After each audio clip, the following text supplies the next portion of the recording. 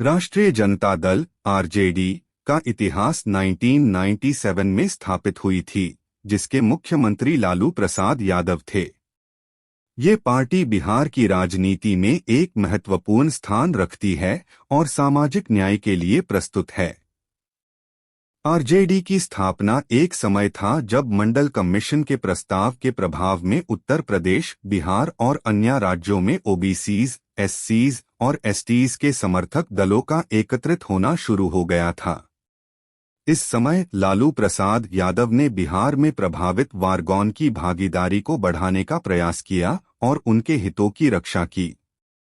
RJD ने Bahujan Samaj party, BSP, Samajwadi party, SP और कुछ अन्य दलों के साथ मिलकर सोशल जस्टिस की दिशा में चुनाव लड़ा। 1990s के मध्य में लालू प्रसाद यादव की सरकार में बिहार में एक अलग प्रकार की राजनीति शुरू हुई।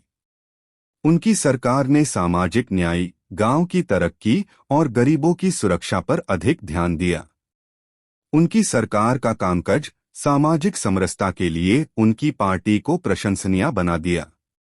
लेकिन 1996 में फॉर्डर स्कैम के आरोप में लालू प्रसाद यादव की गिरफ्तारी ने उनकी राजनीति पर बुरा असर डाला। इसके बाद उनकी पत्नी राबड़ी देवी ने सरकार संचालन की जिम्मेदारी संभाली। इस समय से आरजेडी की स्थिति कमजोर होती गई और राजनीति में गिरहजारों की स्थिति शुरू हो गई।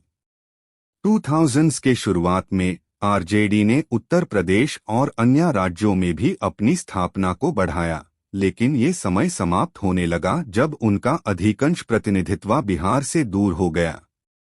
2005 में बिहार के चुनाव में आरजेडी को बड़ी हार का सामना करना पड़ा और जनता दल यूनाइटेड (जेडीयू) ने उनका मुख्यमंत्री पद जीत लिया।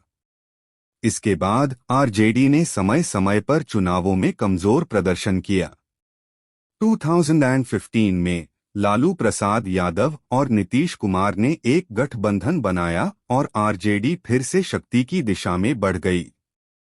लेकिन 2017 में नीतीश कुमार ने बीजेपी के साथ गठबंधन तोड़ दिया और फिर से बीजेपी के साथ सरकार बना ली। इसके बाद आरजेडी ने एक बार फिर से कमजोर प्रदर्शन किया। आरजेडी का इतिहास एक सामाजिक न्याय और समरसता की दिशा में प्रस्ताव रखता है, लेकिन वर्तमान में पार्टी को एक नए उद्यम और योजनाओं की जरूरत है, जिसे वे अपनी पहचान को दोबारा स्थापित कर सके।